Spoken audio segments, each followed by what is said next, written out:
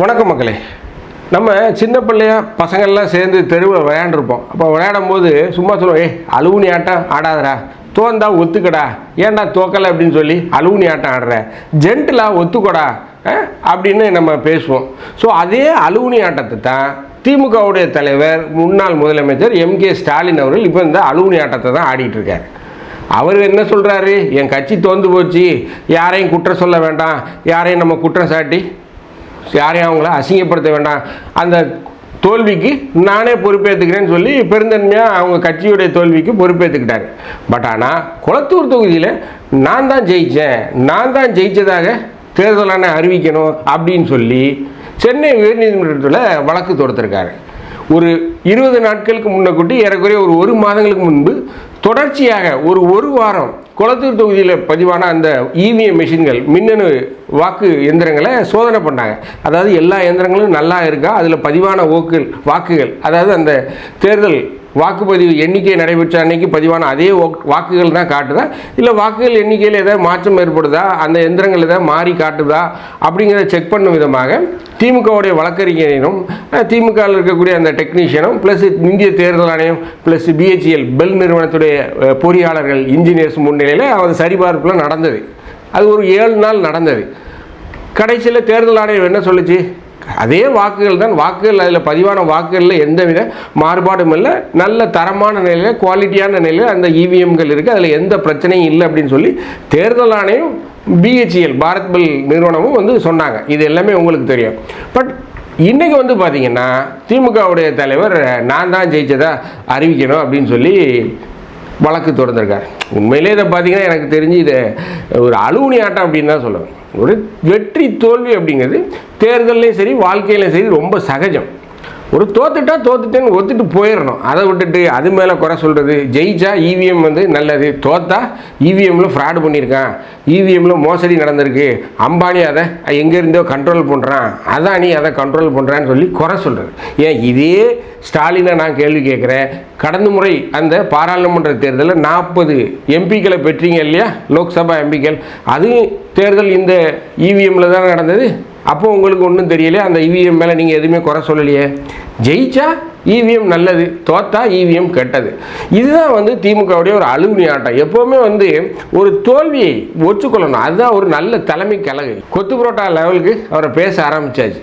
கொத்து புரோட்டா லெவலுக்கு திமுகவை வச்சு செய்கிறாங்க. உண்மையில் பார்த்தீங்கன்னா அப்படி இருக்கும்போது ஒரு பண்பட்ட தலைவர், ஒரு 76 வருட பாரம்பரியமிக்க ஒரு அரசியலிருந்து வந்திருக்கிறேன் அப்படின்னு சொல்லக்கூடிய ஒரு மனிதர் தன்னுடைய தோல்வியை ஒற்றுக்கொள்ளாமல் பார்த்தீங்கன்னா நான் வழக்கு போட்டிருக்கேன் அப்படிங்கிறாரு.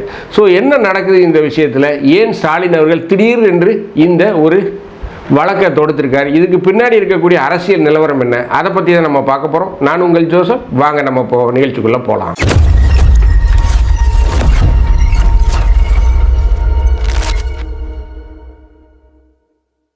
2026 சட்டமன்ற தேர்தல் குளத்தூர் தொகுதியில் முன்னாள் முதல்வர் எம்கே ஸ்டாலின் அவர்கள் விஎஸ் பாபு, தாவேகாவுடைய சட்டமன்ற உறுப்பினர் விஎஸ் பாபு அவர்களால் கிட்டத்தட்ட 8,000 சில்லற வாக்குகள் வித்தியாசத்தில் வெற்றி பெற்றார். ஸ்டாலின் தோற்கடிக்கப்பட்டார். இது எல்லாமே உங்களுக்கு தெரிந்த விஷயம். ஸோ இப்பேற்பட்ட சூழ்நிலையில் ஸ்டாலின் சென்னை உயர்நீதிமன்றத்தில் ஒரு வழக்கு தொடர்ந்திருக்காரு. அதாவது விஎஸ் பாபு அவருடைய வெற்றி செல்லாது என்று அறிவியுங்கள், நான் தான் அதில் ஜெயித்தேன், இந்த தேர்தல் வாக்குகள் பதிவான அந்த வாக்குப்பதிவு எந்திரத்திலே எங்களுக்கு ஒரு மிகப்பெரிய சந்தேகம் இருக்குது, அந்த வாக்குப்பதிவு எந்திரங்களை சமீபத்தில் நாங்கள் சரிபார்க்கும் போது ஒரு 5 இவிஎம் வாக்குப்பதிவு எந்திரங்களுடைய செயல்பாடுகள் மேலே எங்களுக்கு நம்பிக்கை இல்லை, தேர்தல் ஆணையம் சொன்னாலும் இதில் எங்களுக்கு நம்பிக்கை இல்லை, ஸோ அதனால் விஎஸ் பாபுவுடைய வெற்றி செல்லாது அப்படின்னு சொல்லி தேர்தல் ஆணையத்துக்கு எதிராக வழக்கு போட்டிருக்காரு. நீதிமன்றத்திலையும் அவருடைய ப்ரேயர் சொல்லுவாங்கல்ல, அதையும் அதை தான் கேட்டிருக்காரு. என்னோடக்கு நான் வெற்றி பெற்றதாக அறிவிக்கணும்னு சொல்லியிருக்காரு. உண்மையிலே இது பார்த்திங்கன்னா ஒரு நல்ல விஷயம் அப்படின்னு பார்த்திங்கன்னா ஒரு அலுவுனி ஆட்டம் தான். அதாவது இதுவரைக்கும் திமுகவிற்கு ஒரு சரியான எதிர்க்கட்சி இல்லை. இன்றைக்கி திமுகவை வச்சு செஞ்சுக்கிட்டு இருக்காங்க. அது நல்லா ஞாபகம் வச்சுக்கோங்க. சட்டப்பேரவையில் எல்லா நிகழ்வுகளும் நேரடியாக போகுது. எல்லா நிகழ்ச்சிகளையும் பொதுமக்கள் வீட்டில் உட்காந்து பார்க்குறாங்க, மொபைலில் பார்க்குறாங்க. மிகப்பெரிய அளவில் இன்ஸ்டாகிராமில் சட்டப்பேரவை நிகழ்வுகளை வைத்து காமெடி பண்ணுறாங்க, அதே மாதிரி வீட்டில் ரெஃப்ளெக்ட் பண்ணுறாங்க. ஸோ இப்படி ஒரு மிகப்பெரிய ஒரு விஷயம் போயிட்டுருக்கு. பட் ஆனால் திமுக அதெல்லாம் உணராமல் ஒரு அலுவுனி ஆட்டம் ஆடுறாங்க. ஒரு அலுவுனி ஆட்டம் இது செல்லாது, எடுபடாது மக்கள் மத்தியில். அதைத்தான் வந்து திமுக உணரணும். ஒரு மிகப்பெரிய தலைமுறை மாற்றத்துக்கு திமுக வந்து தயாராக இருக்கணும். பட் ஆனால் இல்லை, அதான் நிதர்சனம். ஸ்டாலின் என்ன சொன்னார், நான் வந்து எல்லா மாவட்ட செயலாளர்களையும் மாற்ற போகிறேன் அப்படின்னு அன்றைக்கி அறிக்கைலாம் கொடுத்தாரு. 3 முறைக்கு மேலே யாரும் இருக்கக்கூடாது, 70 வயதுக்கு மேற்பட்ட மாவட்ட செயலர்கள் யாரும் இருக்கக்கூடாது, ஒன்றிய செயலாளர், வட்ட செயலாளர், துணை செயலாளர் இவங்களுக்கு எல்லாமே வயது நிர்ணயம் பண்ணி போட்டார். பட் 70 வயசுக்கு மேலே எத்தனை மாவட்ட செயலாளர் இருக்காங்க? உதாரணத்துக்கு நெல்லையில் ஆவுடையப்பன் இருக்கார், ஈரோட்டில் முத்துசாமி இருக்கார், இவர் நம்ம திண்டுக்கல்ல பெரியசாமி இருக்கார், ஏவா வேலு இருக்கார், சாத்தூரில் KKSSR ராமச்சந்திரன் இருக்கார். எவ்வளோ பேர் இருக்காங்க? துரைமுருகன் இருக்கார், பெரிய தாத்தா துரைமுருகன். அவரெல்லாம் நான் நீக்கிட்டேன்னு சொல்லி முதல்வரால் அறிவிக்க முடியுமா? அறிவிப்பு போட்டாச்சு, அவ்வளோதான். எவ்வளோ பெரிய எதிர்ப்பு இருக்குது தெரியுமா திமுகவில் உள்ள அவங்க இந்த சீனியர்கள் மத்தியில்? அவங்க கேட்கக்கூடிய கேள்வி என்ன தெரியுமா? தாவேக்கா என்ற கட்சி 3 வருடத்துக்கு முன்பு வந்த கட்சி. நாங்கள் கிட்டத்தட்ட 76 வருஷமாக பாரம்பரியமிக்க கட்சியில் இருக்கோம், எவ்வளோ எக்ஸ்பீரியன்ஸ் இருக்கும். ஸோ தாவேக்கா கூட எங்களை கம்பேர் பண்ணுறீங்களான்னு சொல்லி ஸ்டாலின்கிட்ட சண்டை போட்டிருக்காங்க. ஸ்டாலின்கிட்ட ஒரு மிகப்பெரிய ஃபைட் நடந்திருக்கு. இதெல்லாம் மெயின் ஸ்ட்ரீம் மீடியா சொல்ல மாட்டாங்க, எந்த மெயின் ஸ்ட்ரீம் மீடியாவும் அதை மட்டும் சொல்லவே மாட்டாங்க. ஸோ இதுதான் தமிழக ஊடகங்களுடைய நிலை.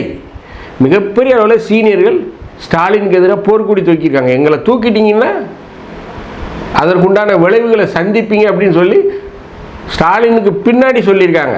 அந்த மாதிரியான ஒரு நிலையில் இருக்குது. இப்போ இன்றைக்கி ஸ்டாலின் இருதலை கொல்லி எறும்பாக தவித்து கொண்டிருக்கிறார். இதுதான் நிலைமை. ஸோ இப்பேற்பட்ட சூழ்நிலையில் ஸ்டாலினுடைய இந்த வழக்கு இது வந்து உண்மையிலே ஜெயிக்குமா அப்படின்னு பார்த்தீங்கன்னா கண்டிப்பாக 100க்கு 100% தோல்வியுடையும். நீதிமன்றத்திலும் ஸ்டாலின் அசிங்க போகிறார், அவர் வெக்கப்பட போகிறார், நீதிமன்றத்தில் அசிங்கப்பட போகிறார். உண்மையிலே சொல்கிறேன், இதெல்லாம் ஒரு வெக்கமா இல்லையா? உங்களுக்கெல்லாம் வெக்கமா இல்லையா? ஒரு வெற்றி தோல்வியை கூட தாங்க முடியல. ஒரு தோல்வி வந்துச்சுன்னா அதை ஏற்றுக்கொள்ளணும். அதான் ஒரு நல்ல மனிதனுக்கு உண்டான அழகு. அதை விட்டுட்டு நான் கேஸ் போடுவேன், நான் வந்து ஹைகோர்ட்டுக்கு போவேன் அப்படின்னா உங்கள் மனசு திருப்திக்கு வேணால் நீங்கள் போட்டுக்கலாம். அடுத்த எலெக்ஷனில் நின்று ஜெயிச்சு காட்டுங்க. அந்த ஒரு இது இல்லையே. இன்னொருத்தன் ஜெயிச்சுட்டான், அவன் ஜெயிச்சது செல்லாது, நான் தான் வரணும், மீண்டும் நான் தான் வரணும், மீண்டும் திமுக தான் வரணும். போகிற இடமெல்லாம் இப்போ தான் ஆடி மாதம் முடிஞ்சு ஆணி மாதம் தொடங்குச்சு. போகிற இடம்லாம் திரும்ப புலம்பல ஆரம்பிச்சிட்டாங்க. ஒப்பாரியை 2 நாளைக்கு முந்தி ஒரு கல்யாணம் நடந்தது. அதில் போய் முன்னாள் முதல்வர் MK ஸ்டாலின் என்ன பேசியிருக்காரு? பல லட்சம் மக்கள் பண்ண தப்பால் இன்றைக்கி பல கோடி மக்கள் வந்து கஷ்டப்படுறாங்க, அவதிப்படுறாங்க அப்படிங்கிறாரு. இதெல்லாம் என்ன பேச்சு? கேட்டால் நாங்கள் ஒரு மிகப்பெரிய பாரம்பரியமிக்க கட்சின்னு சொல்கிறது. ஸோ உண்மையிலேயே ஸ்டாலின் இந்த மாதிரியான ஒரு செயலுக்காக வெட்கப்படணும், வேதனைப்படணும். திமுகவை இப்படியே போயிட்டு இருந்துச்சுன்னா ஸ்டாலினோட உதயசூரியன் அஸ்தமனம் ஆயிடும். உதயநிதியெல்லாம் மக்கள் ஒருபோதும் ஏற்றுக்கொள்ள மாட்டார்கள். மீண்டும் நான் சொல்கிறேன், திமுகவை வழிநடத்த ஒரு நல்ல தலைமை தேவை. நல்ல தலைமை ஸ்டாலின் இல்லை. அந்த குடும்பத்தை விட்டு வெளியே வாங்க. அந்த குடும்பம் இல்லை, கலைஞரோடு முடிஞ்சு போச்சு. கலைஞர் ஏற்படுத்திய கோட்டையில் ரொம்ப எளிதாக ஸ்டாலின் வந்து அமர்ந்தார். அதுவும் பார்த்திங்கன்னா அவர் முதல் ஒரு 1.5 ஆண்டுகள் 2 ஆண்டுகள் கொரோனா காலம், கடைசி ஒரு 2.5 ஆண்டுகள் தான் அவர் ஆட்சியை செய்தார். அதெல்லாம் ஏகப்பட்ட பிரச்சனை. இப்போது தாவேக்கா வந்துருச்சு, சரியான எதிர்க்கட்சி. நம்ம பலமுறை பதிவு பண்ணியிருக்கோம், Stalin is the luckiest chief minister அப்படின்னு சொல்லுவேன். ஏன் அப்படின்னா அவர் ஆட்சியில் இருக்கும்போது எதிர்க்கட்சிகள் இல்லை. எடப்பாடி அணி 2ஆக உடைந்து கிடந்தது. OPS ஒரு அணி, எடப்பாடி ஒரு அணி, சசிகலா ஒரு அணி, டிடிவி தினகரன் அணி, ஒரு வலிமை இல்லாத எதிர்க்கட்சி. ஆனால் இன்றைக்கி அப்படி இல்லை. தாவேக்கா வந்த உடனே அடித்து சுக்குநூறாக உடைச்சி தள்ளிட்டு போயிட்டார் திமுகவை. ஸோ இதெல்லாம் ஸ்டாலின் உணர்ந்து பார்க்கணும். உணர்ந்து பார்க்காம சும்மா இன்ஸ்டாகிராமில் வந்து ஓட்டை போட்டாங்க, சின்ன பிள்ளைங்க சொல்லி ஓட்டு போட்டாங்க, இதெல்லாம் பேசிக்கிட்டே இருந்தீங்கன்னா நீங்கள் ஒருபோரும் விளங்க போகிறதில்ல. புலம்பிக்கிட்டே இருக்க வேண்டியதுதான். ஆக்கப்பூர்வமான செயல்பாடுகளை செய்யுங்க. வயதானவர்களை உடனடியாக வெளியேச்சுங்க. கட்சிக்கு புது ரத்தம் பாய்ச்சுங்க. ஸ்டாலினை என்னை பொறுத்தவரை ஸ்டாலின் திமுகவிற்கு ஒரு சரியான தலைவர் அல்ல. திமுகவை வழிநடத்த ஆகச்சிறந்த ஒரே பெண்மணி யார் அப்படின்னு பார்த்தீங்கன்னா கனிமொழி தான் ரொம்ப சீரும் சிறப்புமாக செயல்பட்டு கொண்டிருக்கார். ஒரு மிகப்பெரிய தலைமை பதவிக்கு உண்டான அத்தனை விஷயங்களும் அவர்கிட்ட இருக்குது.